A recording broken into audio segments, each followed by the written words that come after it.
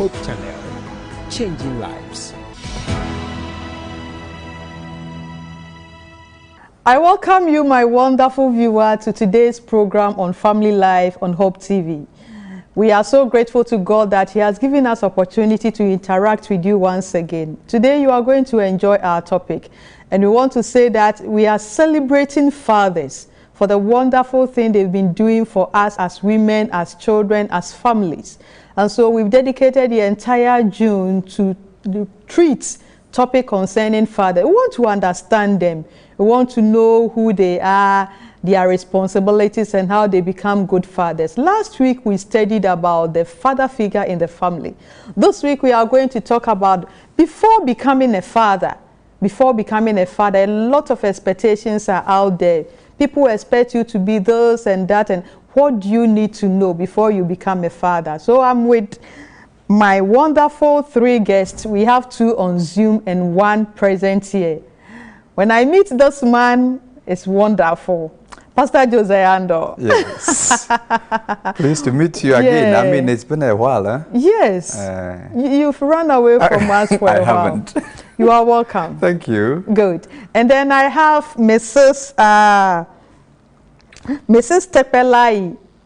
She is a preschool educator and a consultant. She's here to give us a portion of the discussion we are going to have. And we have Pastor Ebenezer Jones Latte also joining us from UK. And so we are going through our topic for today. We are saying that we are going to discuss about the becoming a father.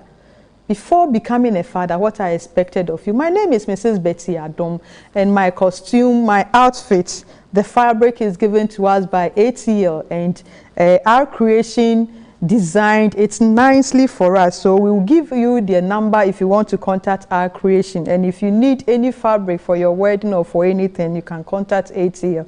ATL, thank you for your sponsorship. Now let's get into our topic. We are going to discuss father figure before you become a father. Pastor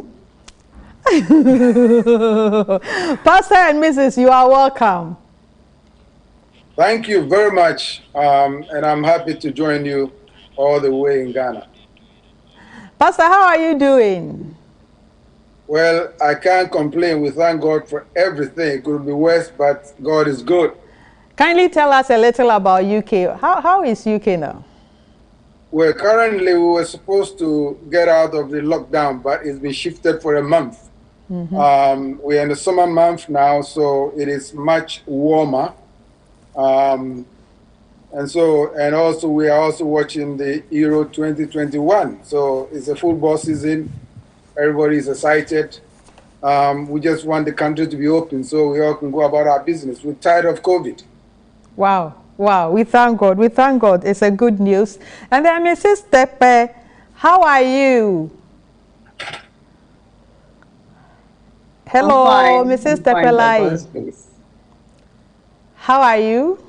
Yes, I'm here. I'm fine by God's grace. I'm fine by God's grace. How is work today? Well, we bless the name of the Lord. He's seen us through another day.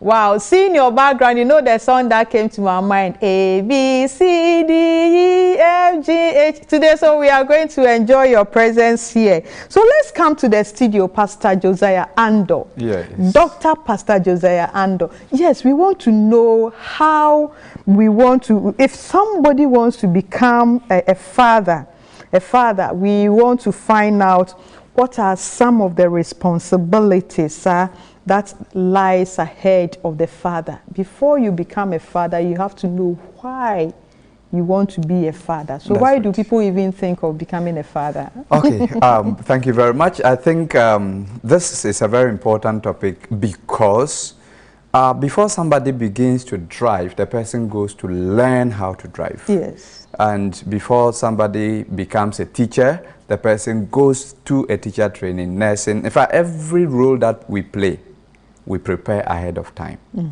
Even marriage, we would often go through premarital counseling. But when it comes to parenthood, fatherhood, people don't usually go through what is what it entails ahead of time. Yeah. And so you get married, and then few months, few years later, fatherhood says, here I come. At times you don't even plan of giving birth. You don't plan at all, and then it happens. And so fatherhood, when it comes to, and by this I'm talking about biological fatherhood, is something that comes, you know, out of marriage most of the time. That is the ideal, even though it comes from other things. Okay. But before one becomes a father, we need to know that there are so many things that you ought to understand. Understand that it comes with a lot of responsibilities, a lot of roles, and that is exactly what I think you are asking. Yes. And this is the point. I would simply say, when the Bible describes marriage, it talks about a man leave father and mother. So you come from a family. That's the understanding. The understanding is that you come from a family who fathered and mothered you. Okay.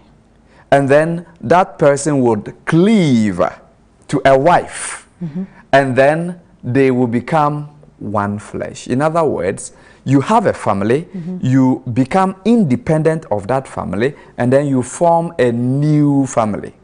But part of the blessing that God gave to marriages is that be fruitful and multiply.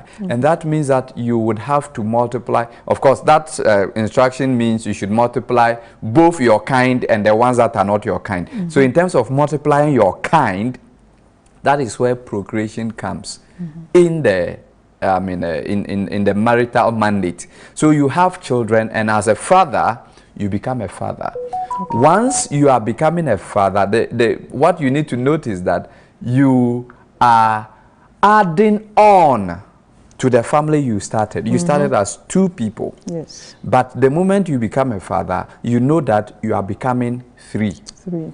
The roles that you were playing, the responsibilities that you were playing when you became two, would now increase by 1 unit. Okay.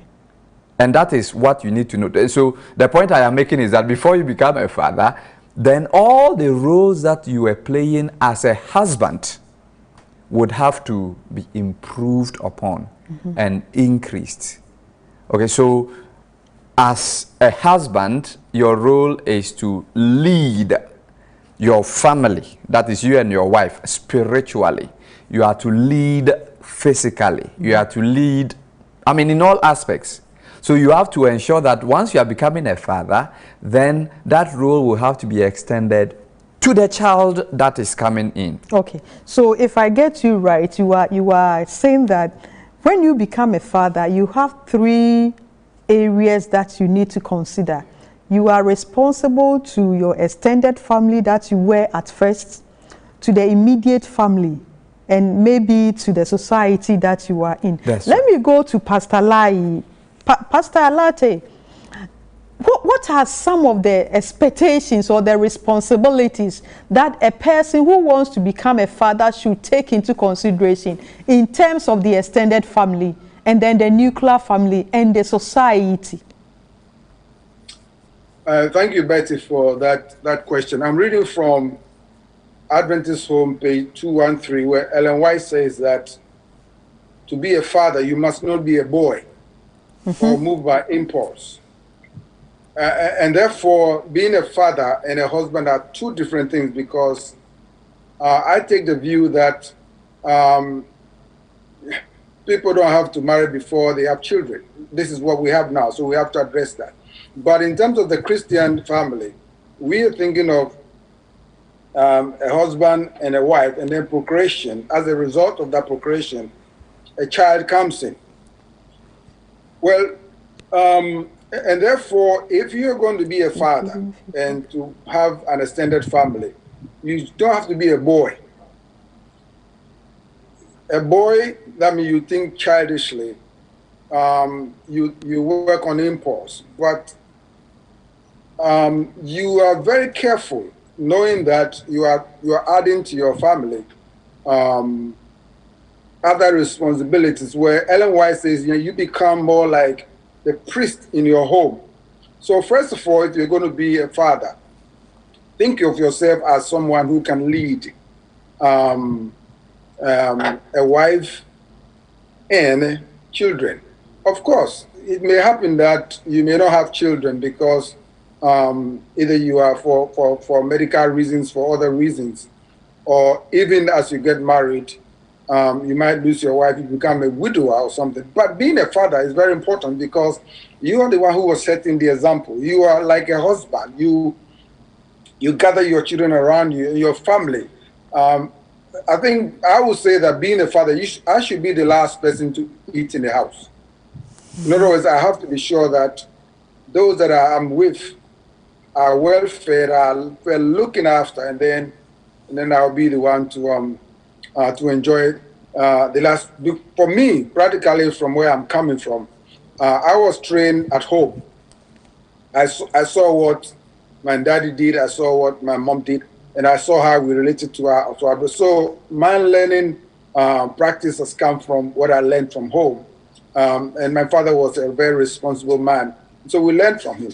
And I think as a father, you have to learn from your roots as well, because and I must add before I keep quiet, there are no graduates in marriage. No one comes out of marriage and he has a PhD. We are all learning, and therefore, but we can be guided by those who have done it, and also through the reading page of Adventist Home, especially if you're an Adventist. You need to read Adventist Home because it is a very good guide that tells fathers how to prepare into fatherhood, because you don't know what is going to affect you. You go into a marriage and then something happens and you are a boy. You have no education, you have no money, you have no house. You're just putting your family at risk if you haven't done all that. Okay, so before becoming a father, you have to consider that you have a house, you have a home, you have. But my question still stands, Madam Lai. I want to find out that what are some of the expectations that the family, your extended family, will be expecting from you as someone who is becoming a father? Because Pastor was letting us know that the man will leave the family and cleave to the wife. So we feel like I'm only responsible to my wife. But becoming a father, do I need to also have the idea that I have extended family, and what are they expected of me as a father?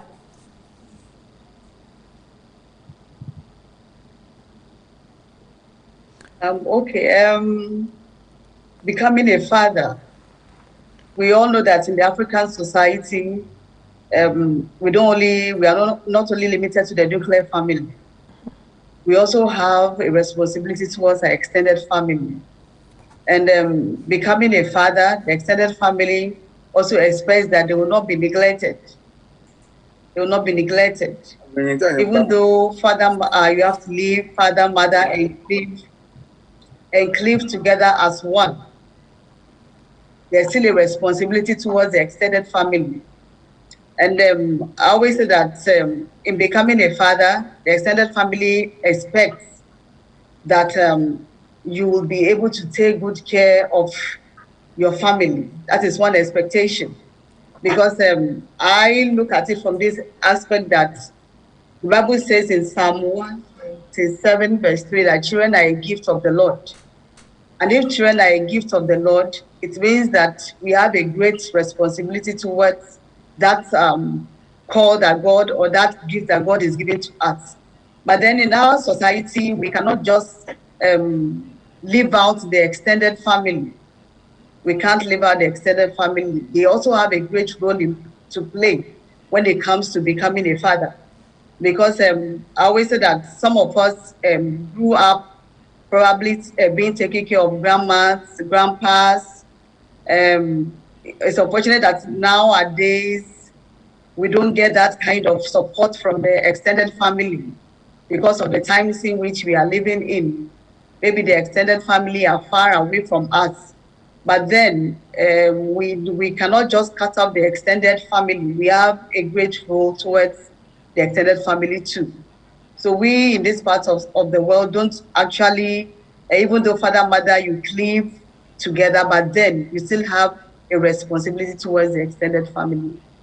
Okay, so what does the church also expect from you? And what do you have to also know that the church is expecting this from me as I plan to become a father? Okay, I think that, just like the extended family expects that you are adding somebody to our family. I mean, you are giving your parents a grandchild, you are giving your siblings a nephew or a niece, you are giving your nephews and nieces a cousin and all that. And so, I mean, in the church as well, you are giving the church another person to care for. For example, in the church, we know that, I mean, you have a child and the child will be in the children's ministry. Church folks will take care of this child. So you, the father, that is the one contribution you are making. Or if I would say you are adding a responsibility.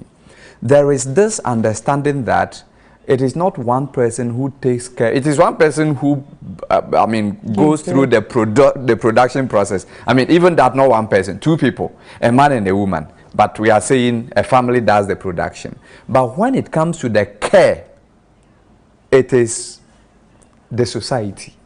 Even though today we don't really see much of it. But so long as the church is concerned. Each time I'm doing baby dedication, I tell them, church members, you also owe a responsibility to this child. It is very important. That is why you are here as witnesses. So if the child is going wayward, as a church member, this is a soul that needs not go wayward. So my point is, if you are becoming a father, you are producing a child for the entire church. And the church expects that. The church expects that. So that's why I'm coming. The Bible talks in talking about who can be a bishop, who can be a deacon. One of the responsibilities is that you should be a man who is able to care for your own home. Okay. So the church expects that if you are a father, then you should be able to play the leadership role in terms of leading your children to Christ. Okay. So that's an issue of spiritual leadership. But it's not just that. You should also be able to provide for the child that you are bringing. Because you are not bringing the child to become a burden for everybody else. You should be able to provide for that child because you will be held accountable. So as a church, we expect that you should play a lead, especially the issue of spiritual leadership. Being able to bring that child to Christ is key and paramount. Okay. So for instance, if I'm a father, like I want to become a father, but my thought is, after all, I work very far, my family is somewhere, so at any point in time, I will be at church. Okay. Is it what the church expects a father to do? Okay, so I will be at church and my children will be home. Then you are not bringing the child to Christ. Exactly what I'm saying. So you see, if you are bringing up a child, you are, you want the child to do exactly, to grow into somebody. And one of the somebodies that you want the child to grow into is not the kind of, I want him to become a professor, I want him to become a teacher, a doctor, a nurse, a what. I also want this child to become a Christian. You do not train a Christian by leaving that Christian at home and sitting in church. And so, for me, I believe that fathers should involve their children in spiritual nurture. And that includes morning devotions at home, or if your family does evening devotions, make sure they are involved. And make sure if you are going to fellowship with church members, you teach them that it is necessary. Because fellowshipping is not age specific. So you do not say, unless maybe for some reason there is COVID and children may not be able to take care of themselves, and so the service runs such that children cannot go and all that. Unless there is that kind of arrangement. Otherwise, you have no business keeping them at home and being in church. Okay. So how does the society expect me to behave when I want to become a father? All right, so this question goes to Mrs. Lai. Oh. Yes, so I'm living in a society. I'm becoming a father. The society expects something from me that I need to know so that I'll be able to function well within the society. Mrs. Tepe. The society expects a lot from us, because I think that before you become a father, there are so many things that you may have thought about. There are so many things that you may have gone through to know that it's not easy to become a father. And the society expects that if you are going to become a father, one, you have to be a role model. Mm-hmm. You have to be a role model. And I always say that the kind of model we become stems from the kind of parenting we had. So if you grew up probably in a home where there was so much strictness, the tendency to have that kind of attitude towards your children is also very, very great. So that is one of the things, being a good role model for the children who are yet to be born. And apart from that, society expects that financially, you must be able to take care of this child, because putting others' needs ahead of you is also something that one has to think about. It's been always husband and wife, but now you are bringing a child into the world. Society demands that, or society expects that you are capable of looking after that child. Apart from that, too, the taking care of the child involves a lot. We are talking about healthcare. We all know what is going on in the country or in the world. Healthcare, you must be able to, in case your child falls sick or there's something that you have to take care of, you must be capable of doing that. Providing the basic needs for the child. Education is very important. Mm-hmm. Looking at even the rights, the children's rights. Mm-hmm. The children's rights demands that you must have access to education, you must have access to healthcare, you must have access to housing, you must have access to the basic things that to shelter. I mean, there are a whole lot.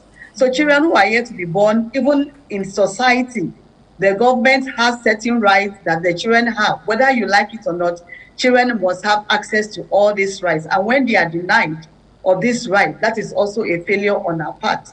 So becoming a father, it is a very great responsibility that one must prepare towards. Okay, so getting back to Pastor Lai, we want to let's come to the African version first. Pastor, before you come in, you know, society has its values, okay? Our cultural values, the way we talk, our language, our food, and other things. For instance, I'm a Ghanaian. I live in Accra. I'm from Ashanti. Is there anything that the Ashanti will expect, or the Ghan will expect, that being a father brought up from a Ghan family, now moving to a different family, I need to let my children know their roots? What that aspect is what I want us to know. Yes, I mean, when of course, Mrs. Laye is talking from the fact that she's an educationist. Yes. And she is saying that, look, if you are bringing a child to the world, you should be thinking of the child's education. Mm-hmm. She's a teacher, and she thinks that, look, what kind of father doesn't pay school fees? Mm-hmm. You are bringing the child to my school to teach the child. You would have to pay school fees. So if you are becoming a father, think about that aspect. But you see, when you mention society, it entails so much. For example, there are people whose children do not know their hometown. Yes. He goes home frequently. He doesn't even go. Well, let me just assume that. All right. So there are those who go home. Yes. He goes home frequently. He goes to visit his brothers, his cousins, and then he will go for a weekend, and then he comes back, and then his children do not have any idea where their father comes from. And I personally think that we are disintegrating society and building walls in our houses. Mm-hmm. Because, you know, once we do that, we are cutting them off their roots. And for me, that is a problem. And so if you're a father, one thing that you need to show your children is their family members. So when you mention the issue of extended family, it is another thing that extended family members need. Mm-hmm. Because they need to know their cousins, they need to know their uncles, they need to know their grandparents. But beyond that, there is a festival in your hometown. Let's say you are a guy, there is Homowo, and you are living in, say, Tamale. Your children who are guys have never seen Homowo except on TV. and their gas. So how then will they be able to, you know, appreciate their identity? You are from the north, but you are working in Accra. Some festivals or certain elements, you don't involve them. So how do your children come to appreciate their origins? And so it is important that as part of the socialization process, we don't train our children to be of a stock that they are not coming from. Because we have a lot of British trained Ghanaians. The person is a Ghanaian trained in Ghana, but the person's mindset, everything is British or American. Because the father does not involve him or her. The child does not understand certain key elements, rudiments of society, because he is really out. And so society expects that, look, if you are bringing up a child, then you have to socialize the child right. And this also includes helping them to appreciate the culture or where they come from. So I appreciate Mrs. Laye's answer, because she is coming from the background that I'm an educationist, and society expects that you should be able to take care of your child in terms of providing quality education, in terms of providing quality health and all that. Okay. But the aspect of cultural socialization is very, very important. Okay. Pastor Lartey, let's come to you. Are there some do's and don'ts that to-be fathers needs to know when they want to become a father? Yeah, I think, Betty, let me touch on the issue of expectations. I think every expectation must be realistic, because too often we put too much expectations on fathers. And if they are not able to reach it, it's more like a failure. But we need to look at what is expected of a father. And I think I will go to Philippians 4 to use that as my base of what is expected of me as a father. Whatsoever is true, honest, good report, think of these things. These are the things that society should expect from me. Having lived in the UK for 37 years, I don't think like a Ghanaian. I don't. It doesn't mean that I shun my relatives, because I try to teach my children their background. But they are different because they are born in a different environment. And therefore, I have to accept that. That if I'm going to teach them as a father, I need to inculcate in them the Christian values which will lead them to become good citizens wherever they live. That is what I think should be expected of me. I don't think I have a son who is married with three children. I don't expect him to look after me. I don't demand anything from him, because he has his family. We come together occasionally to meet, and we talk about we have a family tree, we discuss that. But I don't expect him that because of an extended family, I then become his responsibility. No, if he wants to bless me, fine. But so if I look at the expectations, it has to be reasonable. What does the church expect from me as a father? One, I have to be a role model to set the example, because I joined the church by choice, out of my own volition. Nobody forced me to be there. And therefore, I need to be able not to disrupt the church family, to set the example. Also to use the facilities of the church to help me grow in Christ. I want the church to assist me, to help me in my home. I don't want the church to be more like a judgmental in my life. And I think that clarity must be made, because too often, my home is a missionary field. And therefore, I said it last week, when I leave church and come home, my priority is now with my wife and my children. Many years ago, someone asked me to go and do a funeral for the person. I have a daughter who I had to send to school. The time of the funeral clashed with me traveling from London to Wolverhampton, which is around about 2.5 hours drive. This lady, who is a member of mine, wanted me to leave home 5 o'clock in the morning in order to get to Wolverhampton for 8 o'clock. I said, "No, I can't do it because I have a home. I have to satisfy my family first." I didn't go. She was upset. I apologize, but I can't go. I cannot satisfy anybody's home at the detriment of my home as a father. Because my home is a mission field. At the end of the day, God is going to ask me, where are your children? Where is your wife? And this is what I expect the church to expect from me, to be a better father, to lead my children to Jesus and to be an example. Okay, so Pastor, we are so grateful for that point that you are bringing into the scene, that the extended family, though we have extended family, the extended family expectations should be a little lowered. The burden should... Yeah, to be fair, we have to be fair. I mean, he doesn't live in Ghana. And we don't expect that he attends every funeral, every festival with his children. That's his argument. I mean, it would be unfair to him to do that. But I'm talking about a situation where it is easy to handle. So you have to socialize them right.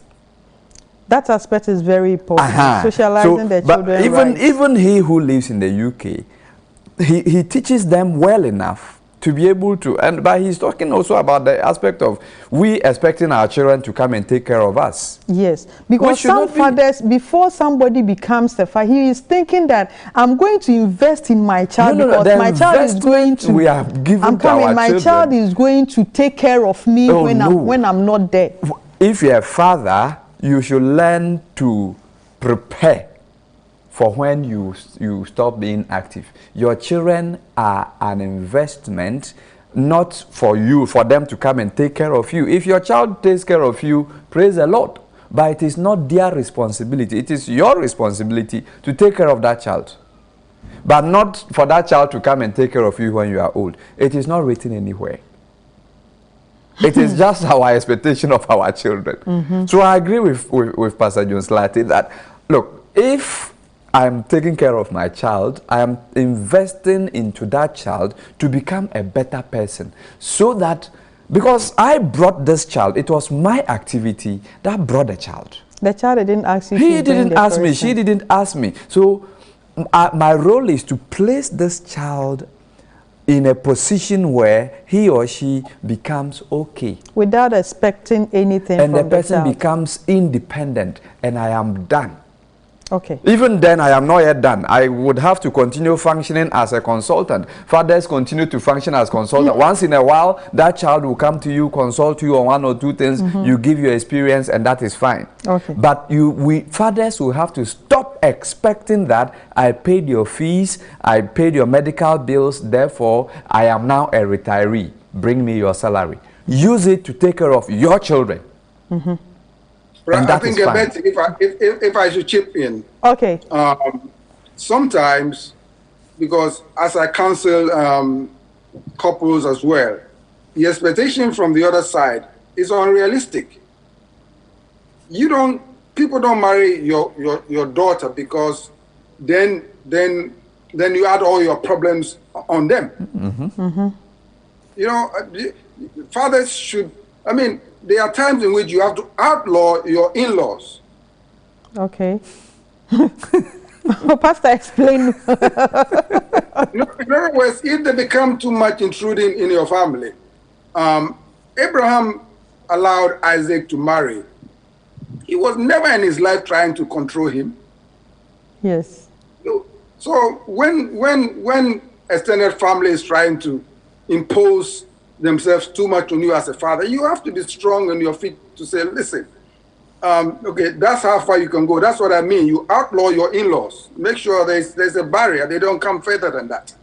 But Pastor, in a situation where a man thinks that I grew up in a home, I'm fan of my mother was taking decisions for me, so even now I'm married, I'm having my own children, I still need to consult my mother in taking certain decisions, how to even help my children, how to do, is that aspect, what do you say to fathers to be, that once you are married and you are having a home, your consulting, is it consultancy or consultation with your parents must have a limit? Pastor, give us a little insight into this.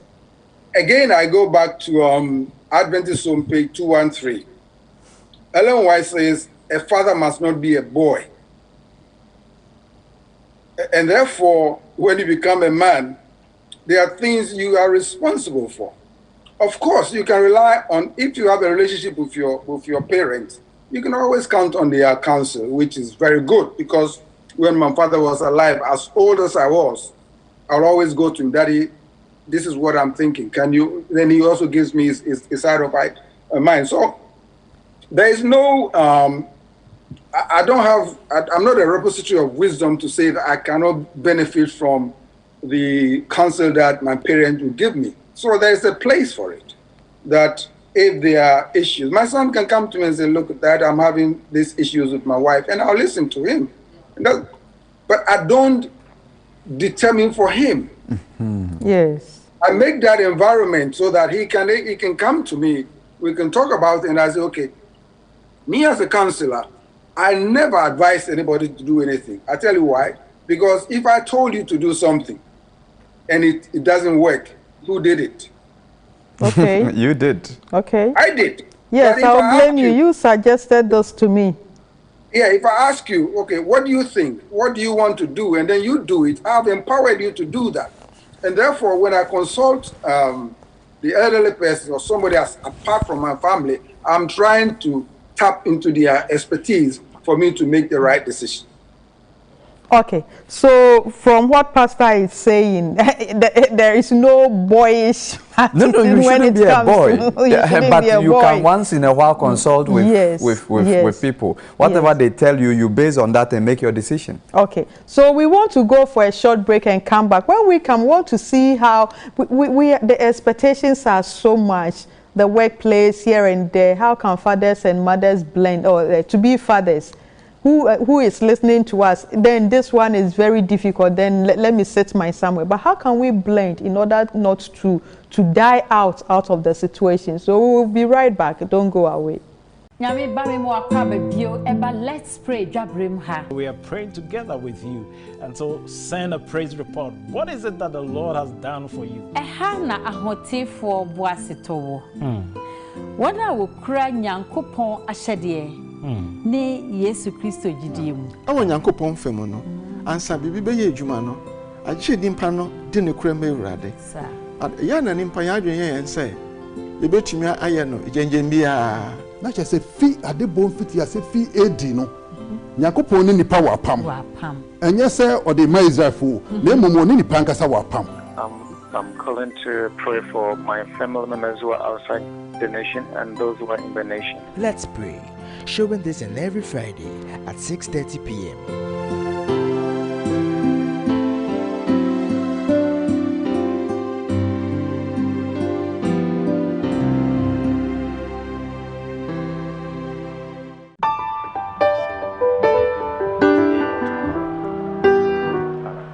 Oh, hello, Chaplain. Hello, Peter. How do you do? How do you do? It's been a while. Yes, it has. I hope you're well. Oh, yes, we are. And what about you? Doing well, by God's grace. All right. Thank God. You know, Chaplain, this reminds me. The last time at church, you made this presentation about Jesus Christ and God, and there's this question that's been bothering my mind. Okay, let's hear it. Who is Jesus Christ? Okay, so as I said, Jesus is God, and then he is man. Chaplain, this is rather confusing. I mean, how can God become man? I believe he's either God or man. Okay, so Peter, we can have the long talk here, but why don't you join me on Hope Bible School? Hope Bible School? Yes, Hope Bible School. This is an interactive and in-depth study of the Bible, where Bible students study the Bible to know what it truly means. Oh, okay. This is good news. You can invite your friends to watch on TV or online. You know, I'll tell my friends and family to tune in.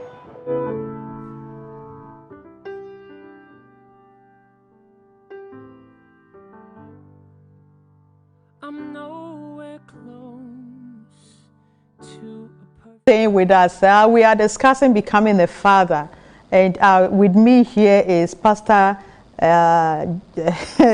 Josiah Ando, Pastor Dr. Josiah Ando.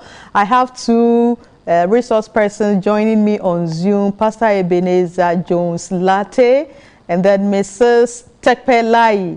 They are all joining us to help us to understand how we'll be able to become a good fathers. When we want to plan to be fathers, how we'll be able to become good fathers.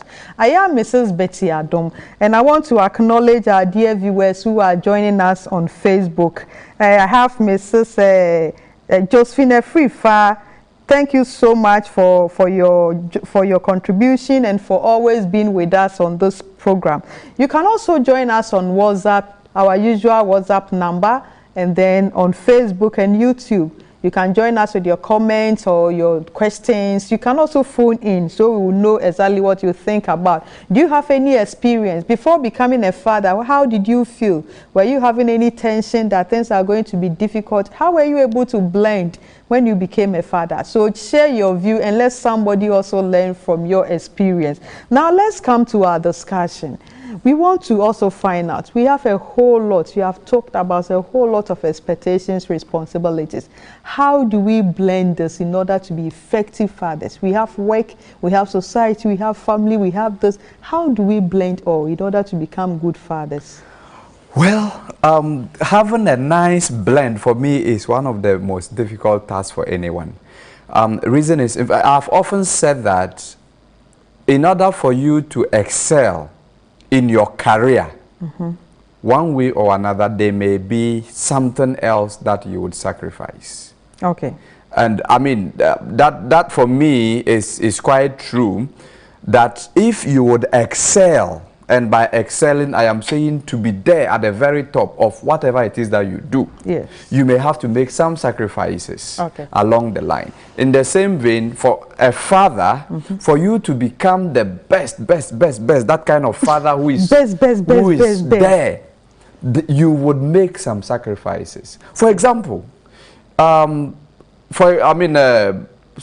may be times that you may have to close early from work and go home so that your children get to see you. Okay. Because most fathers in this Accra that we are, and I want to use Accra, would wake up at dawn in order not to be late for work. And so they never get to see their children awake in the morning. Okay. They come back through traffic late at night.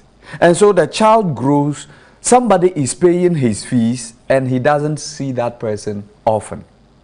He's a good father. He's performing his responsibilities. I mean, he tries his best. The little time that he gets, he tries to be the best that he can. But because he wants to also excel in his career, he has to leave early and close late.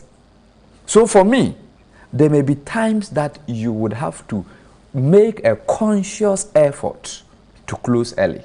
So are you saying that to be a father, you have to consider that aspect of your life? It is important. You cannot continue like you were not a father. At all. You can't continue that way. Your social life will change. For example, you were not yet having a child, and so every weekend you and your wife would go and sit somewhere and all that. It can't continue after you become a father. But can't you go with the children too? Yes, you can, but there are limitations. Okay. There would definitely be certain places that you could have gone with only you and your wife. You can't go anymore.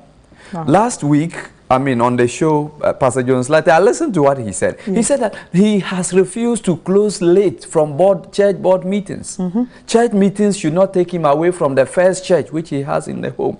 That is how we do. The blend would have to be achieved by making some sacrifices. And so for me, if you are becoming a father, make sacrifices one way or another.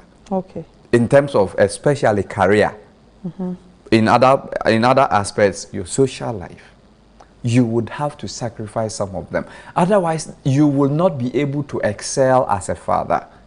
And I want to see fatherhood as sacrifice. Okay. Because you are sacrificing so much for that child. Make sure you also sacrifice some aspect of your career, aspects of your social life, even aspects of, family life, as an aspect of your marriage. Because fatherhood, if you are going to become a father, trust me, there are some moments that you used to have with your wife which you can no longer. You will be trying to, have fun and the child starts crying. Know that you are a father. Wow. Anyway, I think I should allow Pastor Lai. Oh, you allow Pastor. But let's get to Mrs. Lai. Just give us the women point of view, the women's side. How should the men blend? If somebody wants to become a father, blending all the work and other things in order to still become a good father, from your women perspective. Okay, I will say that our families should come first. Our families should come first. And quality time spent is very, very important. Quality time spent, just like Dr. Ando said, fathers have to close early.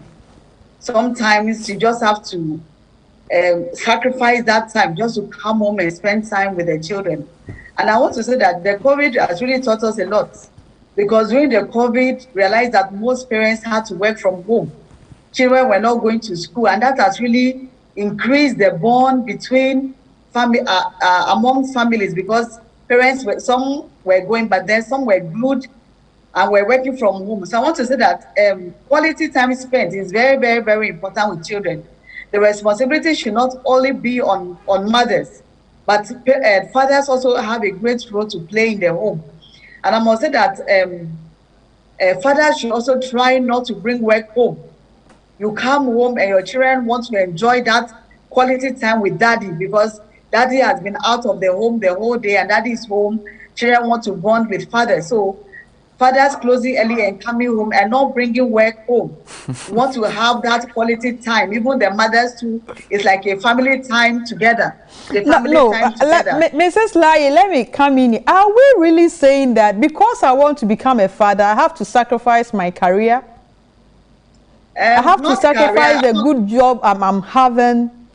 Because the way I can be effective at workplace is to bring work home, is to spend my time also in developing myself. Is that what we are trying to say? If I want to become a father, I have to have at the back of my mind that this is what is going to happen to me. Not sacrificing your career as such, no. But then you have the work time. Maybe you work from 8 to 5. And you are supposed to come home after 5 o'clock. You have been out of the home the whole day. The children have not seen you the whole day. And it also depends on the kind of job the mother does. Is it that you are probably also a career person, or you have a flexible job, or you are your own boss, so you have that flexible time. But the time spent with the family is very, very important. I always say that children have a lot of questions. That is the time you want to talk to them about what happened at school, homework time. You want to help them with their homework. You want to know where they fall short in their schoolwork. This is also time where you also want to talk about their spiritual aspects of their lives. Because one problem that I see is that some of us were born into the Seventh-day Adventist church, yes. But then you ask, do we really have that personal relationship with Christ? We should be able to build up our children in such a way that they can have that personal relationship with Christ. It's not about my parents being Adventist. So the quality time spent with children, you realize that children have a whole lot of questions to ask. They have a whole lot of things disturbing them. And this is the time that we can give to them. The morning time is rush hour. We want to get the children to school on time. So we wake up in the morning, we have our morning devotion. After our morning devotion, we are all going up and down, making sure that the children leave home on time and then they get to school on time. But when they come home in the evening, that is the time that we can spend more time with them. And I think that we shouldn't sacrifice this for anything, especially as an educator. I always say that the first 4 years of the children are the most critical aspect, or is the formative years of their lives. And the first 4 years, it says that by the time you have 4 years, out of your intelligence or the potential is formed. So most of the time, I always say that even children as young as 2 years, when they are doing something wrong and you are coming, they run. Why do they run? Because they know that what they are doing is not acceptable. So I always say that at this stage of their lives, we really need to be there. We can't leave the job just for one person, but we all need to come on board to make sure that we succeed. God has given us this responsibility to take care of these gifts that he has given to us. And if somebody has given you a gift. How do you take care of that gift? Okay. So the all aspects of the child, we know about the whole child, the physical, the social, the emotional. We as parents, we need to help them thrive in these areas of their development. So we are not saying that career-wise, but bringing work home, and then what you started from morning, you are coming to continue in the home. You don't have any time for the children. The bond is not there. This is the time that we need to form that bond with our children. So we are saying, fathers to be, you have to really consider you have work ahead of you. But anyway, the work is not too much as we are thinking. So you want to join us on WhatsApp? You can send your message through 055-96800066. 055-96800066. Let's hear from you. What do you also think about what we are discussing? What advice, through what you have been learning, what can you say to someone who is planning to be a father? Share your experience with us and let us also know. But then let's come to this point, Pastor. Okay. We are talking about expectation. Me as a man coming to become a father, okay, or dreaming of becoming a father, what muscles do I need to build myself? Well, I think that when it comes to preparation, it begins here. So you need to have that psychological preparation. Okay. And it is so important. There's something that I did. The moment I found out my wife was pregnant, I canceled any appointment that would make me sleep outside the home. Okay. So that I want to spend every night praying for that child in the womb. Wow. It's something that it was intentional. So I wanted to do that. So I had to do that. That one was more or less a way in which I was preparing to bond with the child. Okay. But you see, it also involves me getting prepared psychologically, telling myself that I am about to become a father. This psychological preparation it helps you to take away the shock of a change all of a sudden. Okay. Because, trust me, there is a change. The moment there is a child, there is a change in your life. Mm-hmm. So you would have to be psychologically prepared, telling yourself that you are adding on to a responsibility. You are adding, for example, you have been told not to bring work home. Of course, most of us are guilty. We take work home. Okay. I decide to close early so that I can at least see my children. That means that there is something that I didn't do. Mm-hmm. I may have to sneak it into my bag and then work on it probably when they, and that's where I would say, you do so when they are asleep. You don't do so. And when they are asleep, the mother is also there. You see, we are just talking about the children. Because for now we are talking about father. For now we are talking about father. But what I'm saying is that if you have to take work home, okay, then ensure that the work you are taking home is not affecting quality time with the family. Okay. That is the point I was driving at. Make sure it's not affecting quality time with the family. But so it's a psychological preparation, telling yourself that, look, with this, I am going to be a father. Some things are going to change. You would have to also prepare financially, because being a father comes with financial implications. I already mentioned earlier, being a husband comes with the responsibilities that go with taking care of yourself and your wife. I'm saying this to say that it is the husband is the head. That's not to say he's the one who provides everything. But the moment there is crisis, everybody looks up to you, the head. Mm-hmm. And so what you are saying is that you should prepare your muscles in terms of finances to be able to take care of yourself, your wife, and your child. Okay. So in other words, if you were, for example, saving 1 cedi a day, now you are going to become a father. So please think of saving 2 cedis a day and all that. So it is like you are preparing. I've mentioned psychologically, And I've mentioned financially. And let me also say it is an emotional thing. So okay, so let me shift this one to Pastor. Pastor Ebenezer Latte, we want to find out the muscles I need to build in order to stand when I want to become a father. Because we see a whole lot of fathers who run away. As soon as they hear that the woman is pregnant, it's not me. You will look for them, you can't find. What muscles do I need in order to become a good father? Well, I think being a father is suggestive to me that you have a family. And you are no longer a monk. So you don't live by yourself. Now, too often we focus on our children, but I think as a home, you have a wife who is standing by you. And therefore, you need, being a father, the emotional attachment is that I need to be sure that I'm very secure in my mind. I have to set my priorities right to say, this is how far I will go. But in order to do that, I think if you are intending to be a father, you are intending to be a man with a wife, think about tapping into the resources of your wife as well, as in terms of emotionally, so that you are not the one who is making all the decisions, but you are acting as a unit. In that way, your emotional support will be better, because believe you me, if you want things to be done in your home, ask the wife. And if your wife says, I'll sort it out, finish. If you don't believe me, go and ask Ahab and Jezebel, you see what I'm talking. So for me, I set my priorities. What are my boundaries? This is what I can do. This is what I can't do.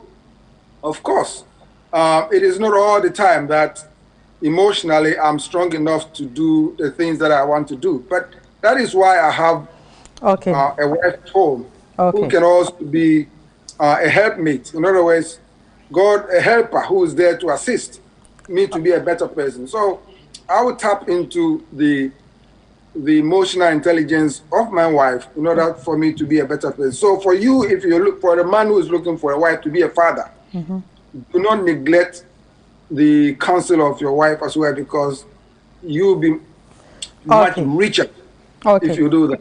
Okay, thank you so much. We want to also take some comments from Facebook from our friends. We have Peter Davson, and he's saying that I really agree with this part about sacrifice. You will live an animal life when you have all the riches but lose your family. Money is very important, but your girl child will still go out after guys or boy child after gangsters, basically because the love they need is not provided by the dad. I think this is very, very important. Our brother, thank you so much for this contribution. That's true. Yes, that's very, very true. So before we wrap up, I just want Madam to just say just a word. Pastor and Dr. Josiah, you have spoken a lot. So Madam, just say your last word to your viewers about those who wish to become fathers, then maybe they are scared or they are, what do you say to them?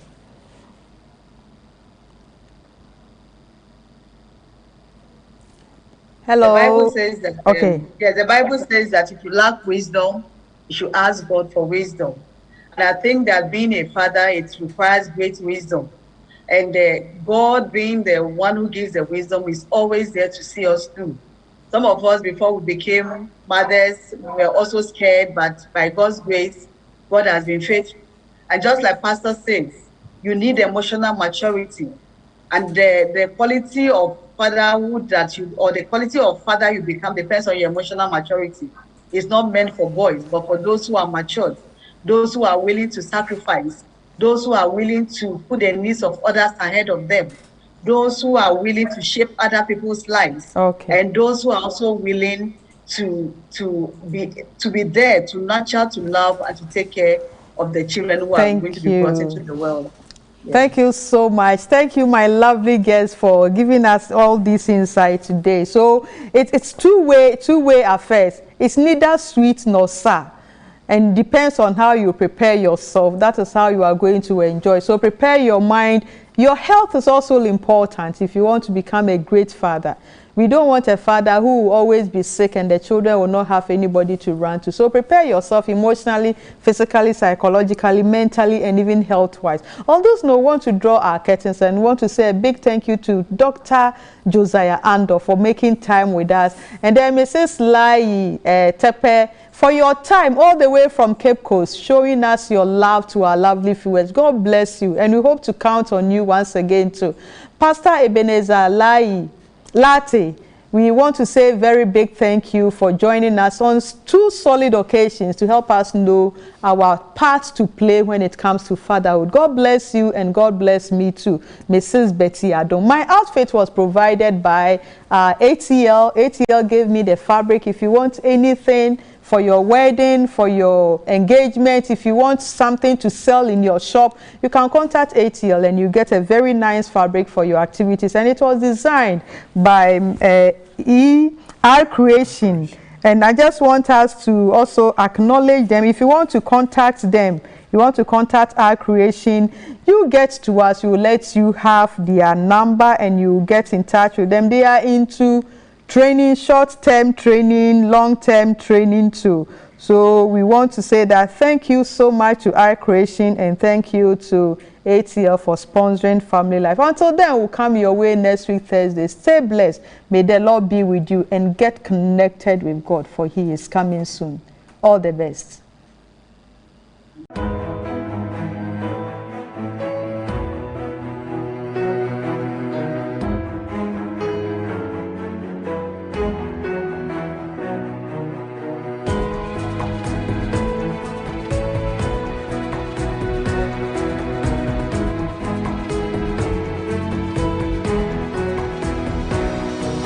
Hope Channel, changing lives. I will pass by one of these.